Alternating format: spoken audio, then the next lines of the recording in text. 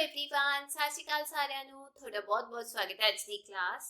ਅੱਜ ਆਪਾਂ ਕਰਨ ਜਾ ਰਹੇ ਹਾਂ ਪੰਜਾਬ ਸਕੂਲ ਐਜੂਕੇਸ਼ਨ ਬੋਰਡ ਦੀ 8ਵੀਂ ਕਲਾਸ ਦੀ ਕਿਤਾਬ ਸਮਾਜਿਕ ਸਿੱਖਿਆ ਸੋਸ਼ਲ ਸਟੱਡੀਜ਼ ਤੇ ਉਹਦਾ ਸਿਵਿਕਸ ਦਾ ਭਾਗ ਸਮਾਜਿਕ ਅਤੇ ਰਾਜਨੀਤਿਕ ਜੀਵਨ ਪਾਠ 25 ਨਿਆਂਪਾਲਿਕਾ ਦੀ ਕਾਰਜਵਿਧੀ ਅਤੇ ਵਿਸ਼ੇਸ਼ ਅਧਿਕਾਰ ਤੇ ਅੱਜ ਚਰਚਾ ਕਰਾਂਗੇ ਇਸ ਪਾਠ ਦੇ ਅਭਿਆਸ ਬਾਰੇ। ਸ਼ੁਰੂ ਕਰਦੇ ਹਾਂ ਅਭਿਆਸ ਦੇ ਪ੍ਰਸ਼ਨ।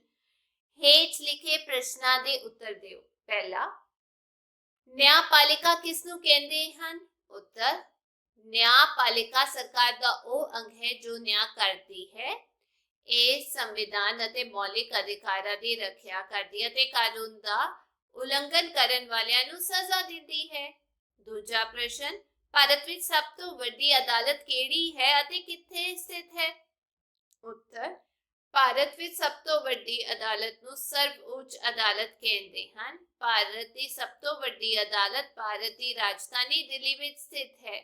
ਤੀਜਾ ਪ੍ਰਸ਼ਨ, ਮੁੱਖ ਮੁਕੱਦਮੇ ਕਿਹੜੇ ਹੁੰਦੇ ਹਨ? ਉੱਤਰ, ਮੁੱਖ ਮੁਕੱਦਮੇ ਦੋ ਪ੍ਰਕਾਰ ਦੇ ਹੁੰਦੇ ਹਨ, ਸਿਵਲ ਮੁਕੱਦਮੇ ਅਤੇ ਫੌਜਦਾਰੀ ਮੁਕੱਦਮੇ। ਸਿਵਲ ਮੁਕੱਦਮਿਆਂ ਵਿੱਚ ਮੌਲਿਕ ਅਧਿਕਾਰ, ਵਿਆਹ, ਤਲਾਕ, ਸੰਪत्ति, ਜ਼ਮੀਨੀ ਝਗੜੇ ਆਦਿ ਸ਼ਾਮਿਲ ਹੁੰਦੇ ਹਨ।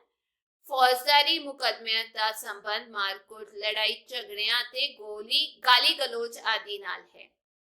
चौथा प्रश्न, सिविल दीवानी मुकदमा की है? उत्तर, सिविल मुकदमे आम लोगों नाल संबंधित हुंदे हन। इन्हां झगड़ियां विच नागरिकां दे मौलिक अधिकार, विआह, तलाक, बलात्कार, संपत्ति अते भूमि संबंधी झगड़े आदि आउंदे हन। इन्हां दा संबंध निजी जीवन नाल हुंदा है। इन्हां विच दीवानी मुकदमे भी शामिल हन। पंजवां प्रश्न, सरकारी वकील कौन हुंदे हन? उत्तर, ਜਿਹੜੇ वकील सरकार ਵੱਲੋਂ मुकदमा लड़दे हन उन्हां नूं सरकारी वकील कहा जांदा है। छेवां प्रश्न, जनहित मुकदमा PIL की है? इंपॉर्टेंट है। जनहित मुकदमे सरकार ਦੇ ਕਿਸੇ ਵਿਭਾਗ ਜਾਂ ਅਧਿਕਾਰੀ ਜਾਂ ਸੰਸਥਾ ਦੇ ਵਿਰੁੱਧ ਦਾਇਰ ਕੀਤੇ ਜਾਂਦੇ ਹਨ। ਅਜਿਹੇ ਮੁਕਦਮੇ ਦਾ ਸੰਬੰਧ ਸਰਵਜਨਕ ਹਿੱਤ ਨਾਲ ਹੋਣਾ ਜ਼ਰੂਰੀ ਹੈ। ਕਿਸੇ ਦੇ ਨਿੱਜੀ ਹਿੱਤਾਂ ਦੀ ਰੱਖਿਆ ਲਈ ਜਨਹਿਤ ਮੁਕਦਮੇਬਾਜ਼ੀ ਦੀ ਸ਼ਰਨ ਨਹੀਂ ਲਈ ਜਾ ਸਕਦੀ। ਅਜਿਹੇ ਕੇਸਾਂ ਦੀ ਪੈਰਵੀ ਸਰਕਾਰੀ ਵਕੀਲਾਂ ਦੇ ਦੁਆਰਾ ਹੀ ਕੀਤੀ ਜਾਂਦੀ ਹੈ। ਸੱਤਵਾਂ ਪ੍ਰਸ਼ਨ, FIR मुढ़ली सूचना शिकायत की है? उत्तर, FIR का अर्थ है किसी तरह की दुर्घटना होने ते सब तो पहला पुलिस नूं सूचित करना। ये सूचना नेड़े दे पुलिस केंद्र नूं देनी चाहिए है या देनी हुंदी है। अगे हेठ लिखे प्रश्नों के उत्तर 50 तो 60 शब्दों विच दिओ। पहला, न्यायपालिका का महत्व वर्णन करो। उत्तर, न्यायपालिका सरकार का वह अंग है जो न्याय करता है। लोकतंत्री सरकार विच न्यायपालिका का विशेष महत्व है क्योंकि इसनूं संविधान की रखिया, लोकतंत्र की पहरेदार अधिकारां ते सुतंत्रतावां की समर्थक मनिया गया है। संघी प्रणाली विच न्यायपालिका की महत्ता होर भी वध है क्योंकि संघी प्रणाली विच केंद्र अते राज सरकारां विचारले होण वाले झगड़ियां दा निपटारा करन, संविधान की रखिया करन अते इसकी निरपक्ष व्याख्या करन लई न्यायपालिका नूं विशेष भूमिका निभाउणी पैंदी है। किसी सरकार की श्रेष्ठता नूं परखण लई उसकी न्यायपालिका की भूमिका की निपुणता सब तो वड्डी कसौटी है। दूजा प्रश्न, भारत विच न्यायपालिका के विशेष अधिकार लिखो। उत्तर, न्याय पुनर्निरीक्षण न्यायपालिका का विशेष अधिकार है। इसके अनुसार न्यायपालिका ये देखती है कि विधानपालिका द्वारा पास किया गया कोई कानून या कार्यपालिका द्वारा जारी कोई अध्यादेश आर्डिनेंस संविधान के विरुद्धता नहीं है। जेकर न्यायपालिका नूं महसूस हो जाए कि ये संविधान के विरुद्ध है तो वह उसनूं कानून या अध्यादेश नूं रद्द कर सकती है। अपने इसे अधिकार के कारण ही न्यायपालिका संविधान की रखिया अखवाउंदी है। तीजा प्रश्न, भारत की न्यायिक प्रणाली बारे लिखो। उत्तर, भारत विच इकहेरी न्यायपालिका की व्यवस्था की गई है। ਸਰਵ ਉੱਚ ਅਦਾਲਤ ਭਾਰਤ ਦੀ ਸਭ ਤੋਂ ਵੱਡੀ ਅਦਾਲਤ ਹੈ ਜਿਹੜੀ ਭਾਰਤ ਦੀ ਰਾਜਧਾਨੀ ਦਿੱਲੀ ਵਿੱਚ ਸਥਿਤ ਹੈ। ਪ੍ਰਾਂਤਾਂ ਦੀਆਂ ਆਪਣੀਆਂ ਅਦਾਲਤਾਂ ਹਨ ਜਿਨ੍ਹਾਂ ਨੂੰ ਹਾਈ ਕੋਰਟ ਕਿਹਾ ਜਾਂਦਾ ਹੈ। ਜ਼ਿਲ੍ਹਾ ਪੱਧਰ ਤੇ ਸੈਸ਼ਨ ਅਦਾਲਤਾਂ ਕੰਮ ਕਰਦੀਆਂ ਹਨ। ਇਸ ਦੇ ਇਲਾਵਾ ਤਹਿਸੀਲ ਪੱਧਰ ਤੇ ਉਪ ਮੰਡਲ ਮੈਜਿਸਟ੍ਰੇਟ ਹਨ। ਸਥਾਨਕ ਪੱਧਰ ਤੇ ਨਿਆਂ ਦਾ ਕੰਮ ਪੰਚਾਇਤਾਂ ਤੇ ਨਿਆਂਪਾਲਿਕਾ ਨਿਗਮਾਂ ਕਰਦੀਆਂ ਹਨ। ਸਾਰੀਆਂ ਅਦਾਲਤਾਂ ਕ੍ਰਮਵਾਰ ਸਰਵਉੱਚ ਅਦਾਲਤਾਂ ਦੇ ਅਧੀਨ ਹਨ। ਜੇਕਰ ਕੋਈ ਹੇਠਲੀ ਅਦਾਲਤ ਦੇ ਨਿਆਂ ਤੋਂ ਖੁਸ਼ ਨਹੀਂ ਹੈ ਤਾਂ ਉੱਚ ਅਦਾਲਤ ਵਿੱਚ ਅਪੀਲ ਕਰ ਸਕਦਾ ਹੈ। ਚੌਥਾ ਪ੍ਰਸ਼ਨ, ਫੌਜਦਾਰੀ ਮੁਕੱਦਮੇ ਕਿਹੜੇ ਹੁੰਦੇ ਹਨ? ਸਿਵਲ, ਦੀਵਾਨੀ ਅਤੇ ਫੌਜਦਾਰੀ ਮੁਕੱਦਮਿਆਂ ਵਿੱਚ ਅੰਤਰ ਲਿਖੋ। ਉੱਤਰ, ਫੌਜਦਾਰੀ ਮੁਕੱਦਮਿਆਂ ਵਿੱਚ ਮਾਰਕੁੱਟ, ਲੜਾਈ ਝਗੜੇ, ਗਾਲੀ ਗਲੋਚ ਆਦਿ ਦੇ ਮੁਕੱਦਮੇ ਸ਼ਾਮਲ ਹੁੰਦੇ ਹਨ। ਕਿਸੇ ਵਿਅਕਤੀ ਨੂੰ ਕੋਈ ਸਰੀਰਕ ਨੁਕਸਾਨ ਪਹੁੰਚਾਉਣ ਦੇ ਮਾਮਲੇ ਫੌਜਦਾਰੀ ਮੁਕੱਦਮਿਆਂ ਵਿੱਚ ਆਉਂਦੇ ਹਨ। ਉਦਾਹਰਨ ਵਜੋਂ ਜਦੋਂ ਕੋਈ ਵਿਅਕਤੀ ਕਿਸੇ ਦੀ ਜ਼ਮੀਨ ਤੇ ਅਨੁਚਿਤ ਅਧਿਕਾਰ ਕਰ ਲੈਂਦਾ ਤਾਂ ਇਹ ਦੀਵਾਨੀ ਮੁਕੱਦਮੇ ਦਾ ਵਿਸ਼ਾ ਹੈ। ਪਰੰਤੂ ਜਦੋਂ ਦੋਹਾਂ ਪੱਖਾਂ ਵਿੱਚ ਲੜਾਈ ਝਗੜਾ ਜਾਂ ਮਾਰਕੁੱਟ ਹੁੰਦੀ ਹੈ ਅਤੇ ਇੱਕ ਦੂਜੇ ਦਾ ਸਰੀਰਕ ਨੁਕਸਾਨ ਹੁੰਦਾ ਤਾਂ ਇਹ ਮੁਕੱਦਮਾ ਦੀਵਾਨੀ ਦੇ ਨਾਲ-ਨਾਲ ਫੌਜਦਾਰੀ ਵੀ ਬਣ ਜਾਂਦਾ ਹੈ।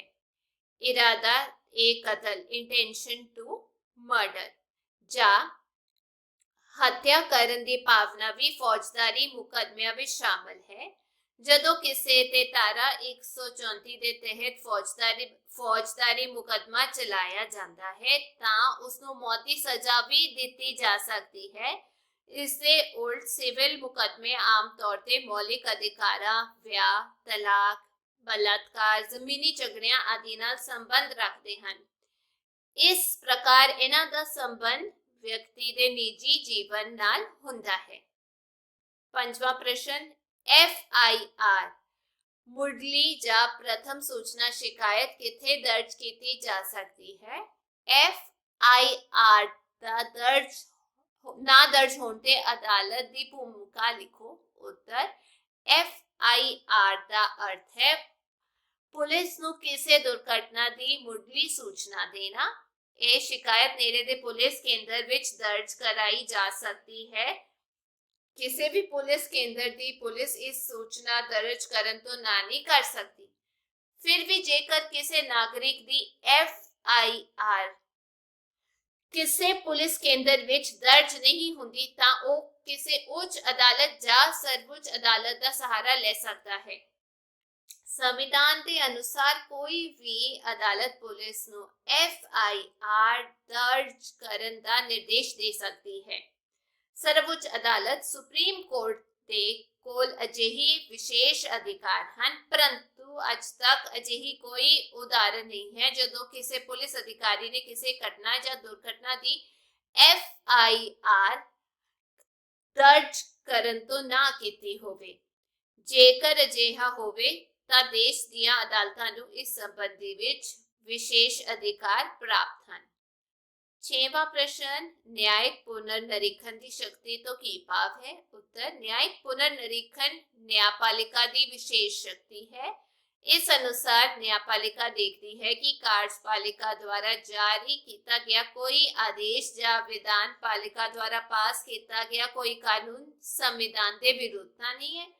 ਜੇਕਰ ਨਿਆਂਪਾਲਿਕਾ ਅਜਿਹਾ ਮਹਿਸੂਸ ਕਰਦੀ ਹੈ ਤਾਂ ਅਜਿਹੇ ਕਾਨੂੰਨ ਨੂੰ ਰੱਦ ਕੀਤਾ ਜਾ ਸਕਦਾ ਹੈ। ਅੱਗੇ ਹੇਠ ਲਿਖੀਆਂ ਖਾਲੀ ਥਾਵਾਂ ਭਰੋ। ਪਹਿਲੀ ਸੂਚਨਾ ਰਿਪੋਰਟ ਨੂੰ ਕੀ ਕਹਿੰਦੇ ਹਨ? ਅੰਗਰੇਜ਼ੀ ਵਿੱਚ ਆ ਲਿਖਿਆ FIR ਤੇ ਪੰਜਾਬੀ ਵਿੱਚ ਕਿਵੇਂ ਲਿਖ ਸਕਦੇ ਹਾਂ ਆਪਾਂ? ਇਦਾਂ ਕਰਕੇ FIR। ਠੀਕ ਹੈ, ਤੁਸੀਂ ਦੋਨੋਂ ਲਿਖ ਸਕਦੇ ਹੋ। ਆ ਲਓ ਅੱਗੇ ਚੱਲਦੇ ਹਾਂ। ਦੂਜਾ ਪ੍ਰਸ਼ਨ, ਭਾਰਤ ਦੀ ਸਭ ਤੋਂ ਵੱਡੀ ਅਦਾਲਤ ਸਰਵਉੱਚ ਅਦਾਲਤ ਜਾਂ ਸੁਪਰੀਮ ਕੋਰਟ ਹੈ। ਤੀਜਾ, ਸਰਕਾਰ ਦੇ ਮੁੱਖ ਅੰਗ ਵਿਧਾਨਪਾਲਿਕਾ, ਕਾਰਜਪਾਲਿਕਾ ਤੇ ਨਿਆਂਪਾਲਿਕਾ ਹਨ। ਚੌਥਾ, ਸੁਪਰੀਮ ਕੋਰਟ ਦਾ ਜੱਜ 65 ਸਾਲ ਅਤੇ ਹਾਈ ਕੋਰਟ ਦਾ ਜੱਜ 62 ਸਾਲ ਤੱਕ ਪਦਵੀ ਤੇ ਹੀ ਰਹਿੰਦੇ ਹਨ। ਅੱਗੇ PIL ਤੋਂ ਭਾਵ ਹੈ ਜਨਹਿਤ ਮੁਕੱਦਮੇ, छेवां फौजदारी मुकदमा धारा 134 अधीन दर्ज होंदा है। अगे सही या गलत का निशान लगाना है। पहला, न्यायपालिका नूं संविधान दी रक्षक कहा जाता है, सही।